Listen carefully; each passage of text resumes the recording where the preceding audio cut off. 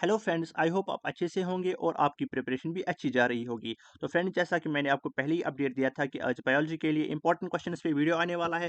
तो इस वीडियो को हम 3 कैटेगरीज में डिस्ट्रीब्यूट करने जा रहे हैं। पहली कैटेगरी ये होगी कि हम पहले आपका मॉडल पेपर डिस्कस करेंगे कि आपके मार्क्स का डिस्ट्रीब्यूशन क्या रहेगा, और साथ ही साथ हम आपको ये भी बता देंगे कि आपको बॉटनी और ज़ूलॉजी को अलग-अलग से पास करना होगा, या फिर आप सिर्फ बॉटनी को अटेम्प्ट करोगे या फिर ज़ूलॉजी को अटेम्प्ट करोगे, कि कैसे प्रोसीजर रहेगा, क्या आपके लिए ठीक रहेगा।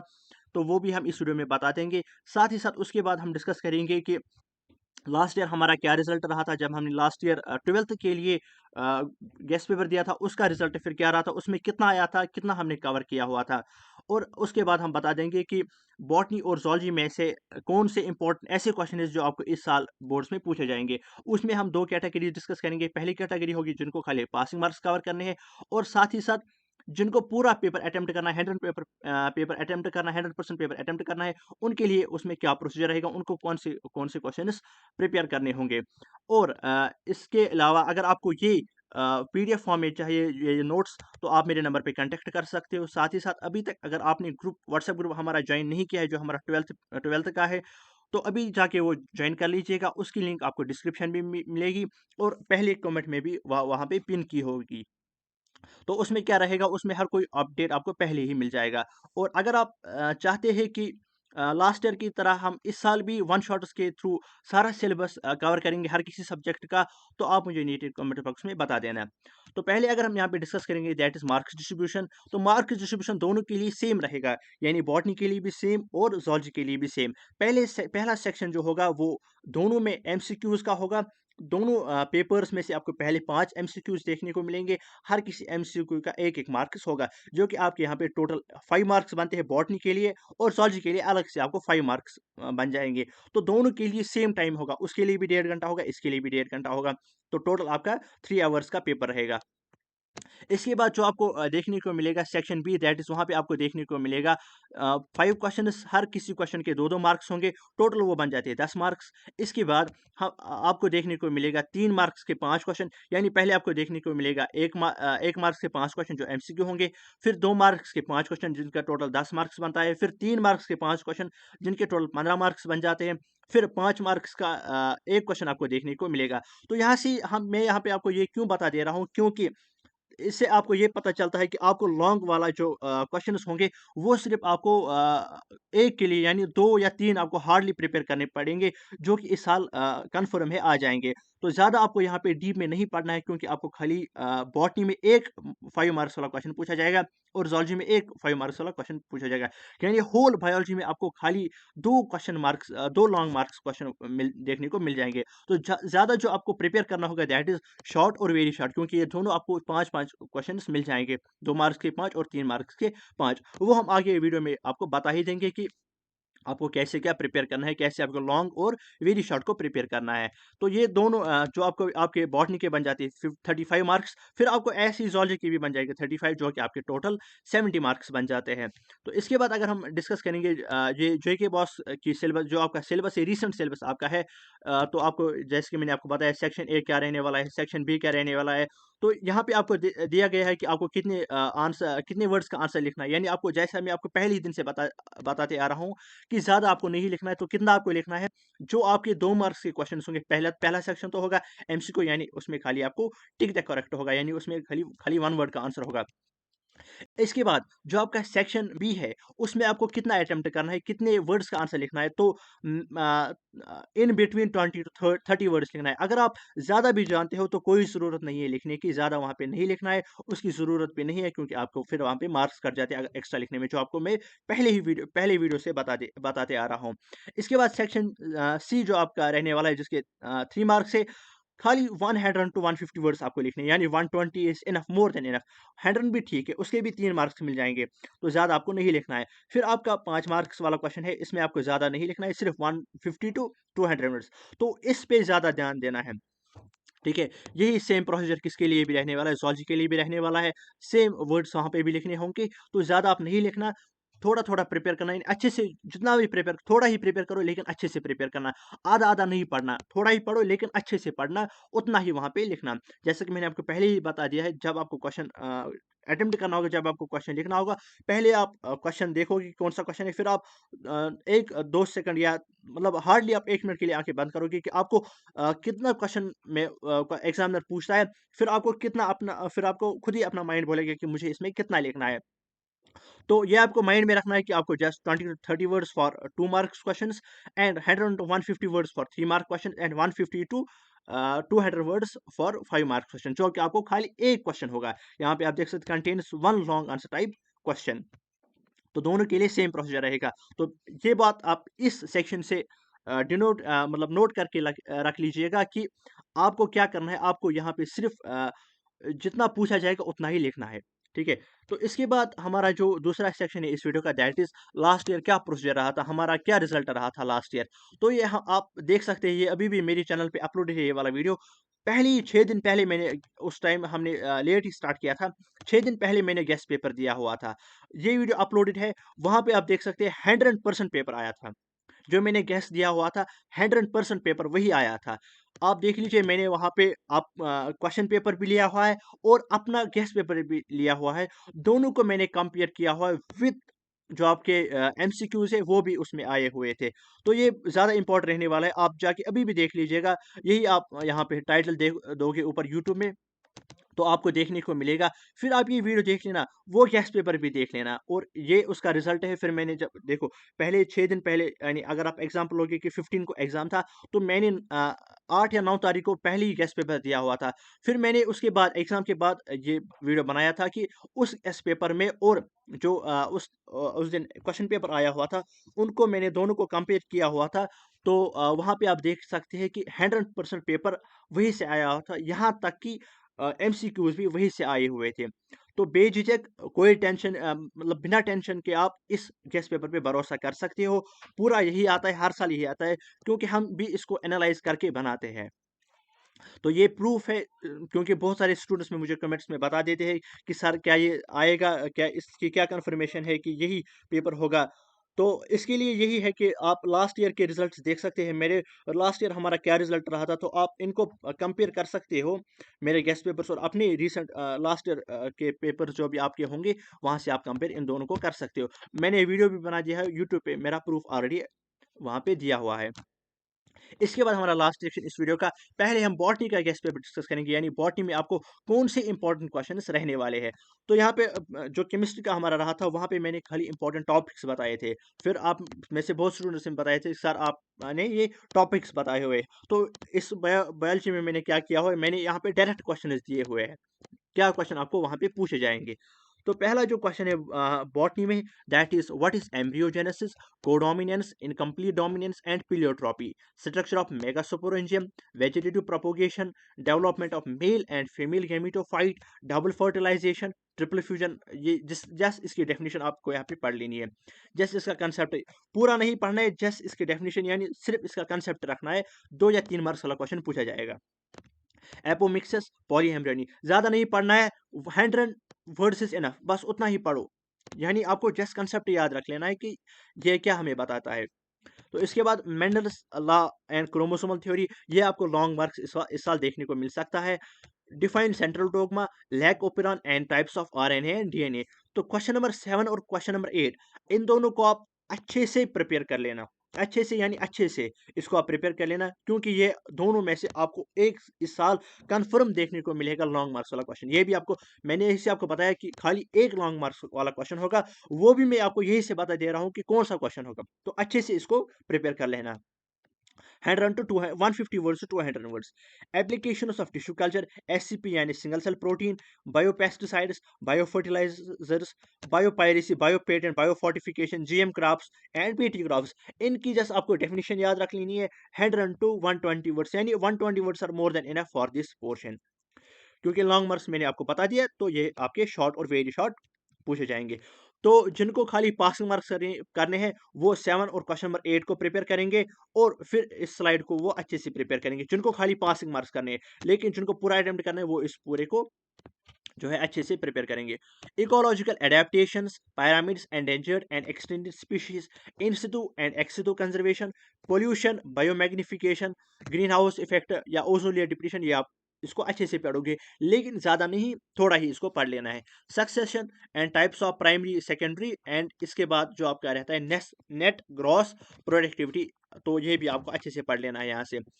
Double helix DNA structure, DNA multiplication, transcription and translation.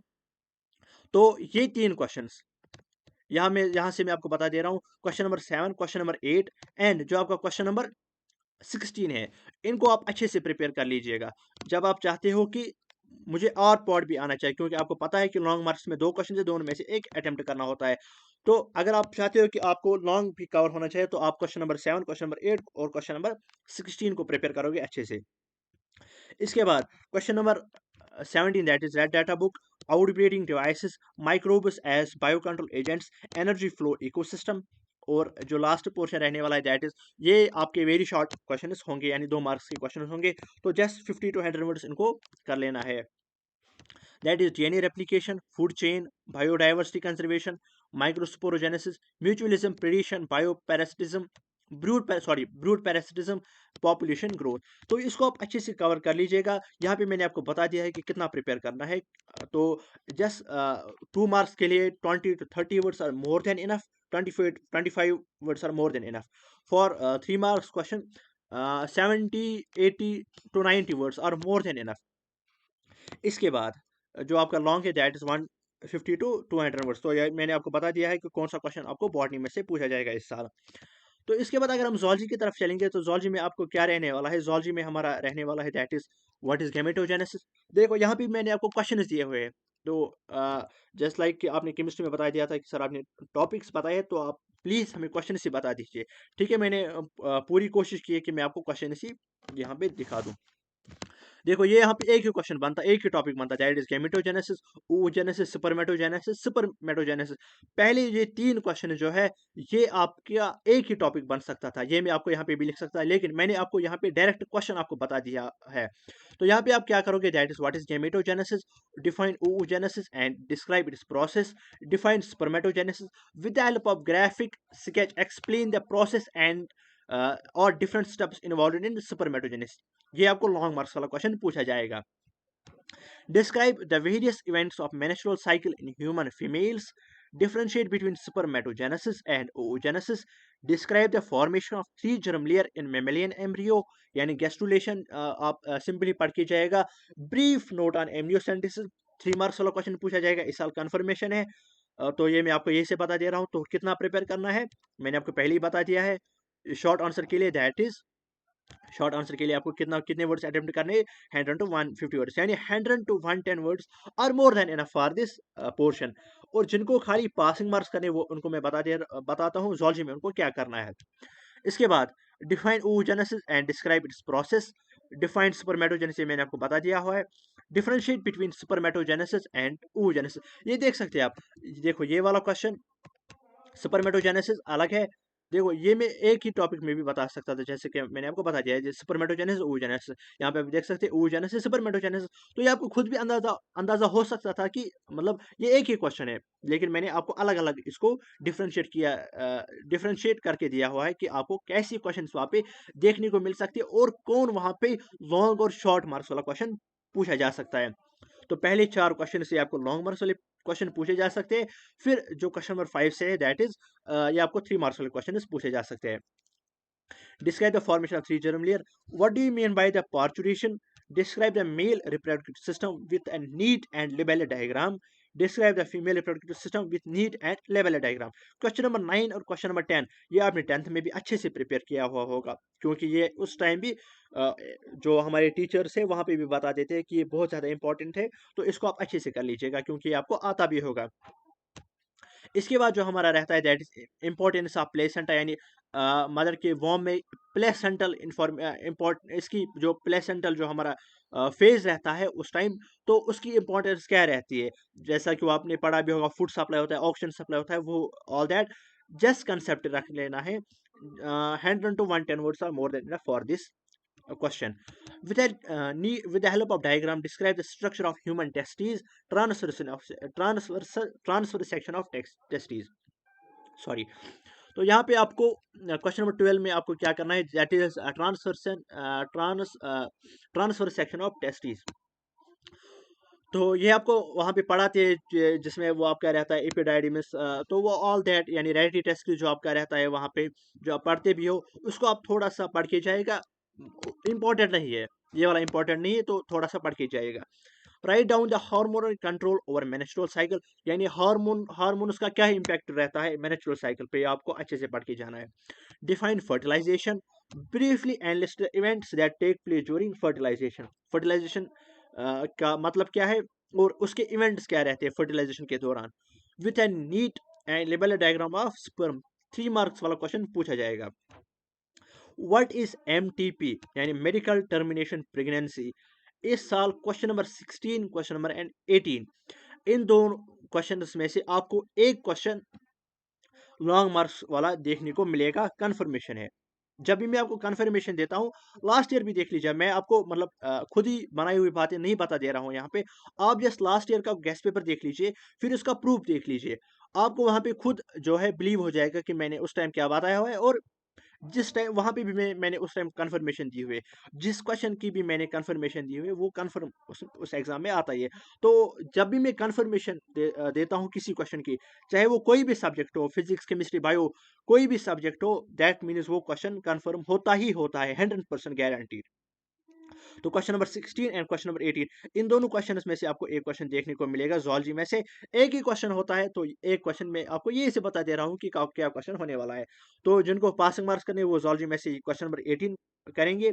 और इसके बाद जो रहता है that is explain gift and gift, यानी जो हमारे रहते हैं, मतलब जो हमारे एक्सटर्नल मेथड्स रहते हैं कि बेबी को कंसीव करने के लिए। एक्सप्लेन AI, तो ये वो वाला AI नहीं है, चैट जीपीटी वाला AI नहीं है, दैट इज आर्टिफिशियल इंसेमिनेशन, यानी बेरर मेथड है आर्टिफिशियल इंसेमिनेशन। तो आर्टिफिशियल इंसेमिनेशन से क्या मुराद है, तो ये आपने पढ़ भी लिया होगा। अगर नहीं पढ़ा है, मैं आपको वन शॉट्स में कवर करके दूंगा, आप नीचे मुझे कमेंट बॉक्स में बता देना। इसके बाद एक्सप्लेन IVF, तो ये इसी में आता है, that is gift, gift, IVF, ICSI, तो ये इसी में सब कुछ रहता है। Explain ICSI, that is intracytoplasmic sperm injection. इससे हम क्या हासिल करते हैं, तो इस मेथड का क्या हमारे लिए इंपॉर्टेंस रहती है ह्यूमन बींग्स के लिए, तो ये आपको अच्छे से पढ़ लेना है। तो यहाँ पे मैंने आपको बता दिया क्वेश्चन नंबर 16 और क्वेश्चन नंबर 18 इसकी कंफर्मेशन है ही है। तो यहाँ पे मैं ये भी बता दे रहा हूँ, आपको खुद अंदाजा होना चाहिए कि मेरे कहने का मतलब क्या है। That is explain human genome project, what is medical termination pregnancy.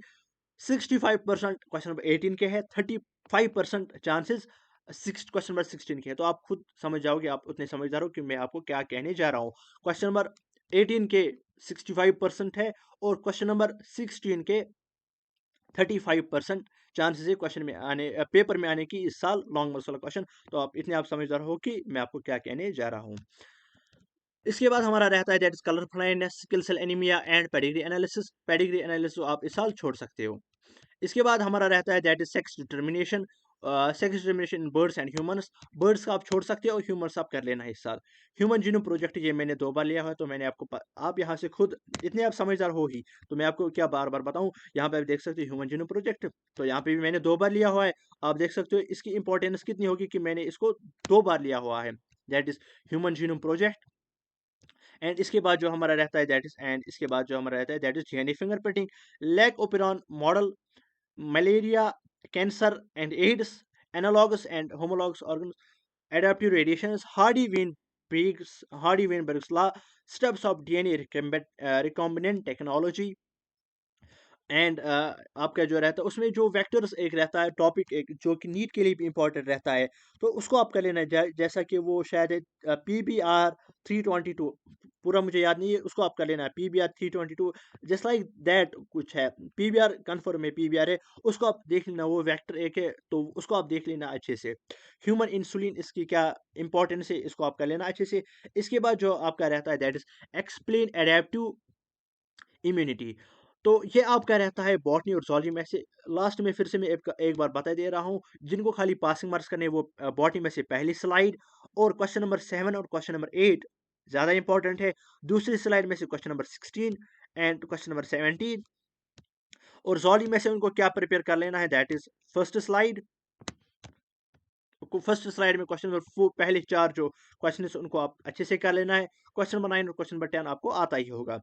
उसके बाद क्वेश्चन नंबर इस स्लाइड में से आपको क्या प्रिपेयर करना है, that is human genome project, that is question number 16 and question number 18। और साथ ही साथ आप इसमें लास्ट स्लाइड में पासिंग मार्क्स वाले क्या प्रिपेयर करेंगे, दैट इज डीएनए फिंगरप्रिंटिंग, और इसमें colour blindness, sickle cell anaemia, या ये उनको अच्छे से कर लेना है। और मैंने आपको बता दिया कि यहाँ पे आप वेक्टर्स को थोड़ा सा नजर देके जाएगा। इंपॉर्टेंट कौन सा है, इंपॉर्टेंट रहने वाला है जो मैंने अभी कुछ शायद यही है, PBR 322 नीट में भी इंपॉर्टेंट रहता है, इस साल आपके एग्जाम में भी इंपॉर्टेंट रहेगा। इंपॉर्टेंट क्यों रहेगा वो मैं आपको यहाँ पे बता दे रहा हूँ, विद द हेल्प ऑफ जो आपके बोर्ड ने इस साल आपको दिया हुआ है, दैट इज यहाँ पे देख सकते हो, the paper setter shall incorporate higher order thinking skills questions apart from knowledge memory and application based questions। तो इसके लिए मैं वो बता दे रहा हूँ कि PBR 322 को आप अच्छे से देख लीजिएगा। तो इस वीडियो को आप अच्छे से देख लीजिएगा। अगर एग्जाम के जस्ट 10 डेज पहले आप इसको फिर से देख लीजिएगा इस वीडियो को, तो इम्पोर्टेंट रहने वाला है इसके आपके लिए। और अगर आपको, मैंने आपको पहले ही बता दिया, अगर आप चाहते हो कि हम इस साल भी वन शॉट्स के थ्रू सारा सिलेबस का रिवीजन करवा देंगे, तो आप मुझे नीचे कमेंट बॉक्स में बता देना। तो नेक्स्ट वीडियो हमारा, मैंने आपको बता दिया कि हम फिजिक्स का रिवीजन स्टार्ट करने जा रहे हैं वन शॉट्स के थ्रू। तो आप हमारे चैनल के साथ जुड़ के रह लीजिए, ताकि आपको हर आने वाली वीडियो की नोटिफिकेशन पहले मिल जाए। Thank you so much, all the very best.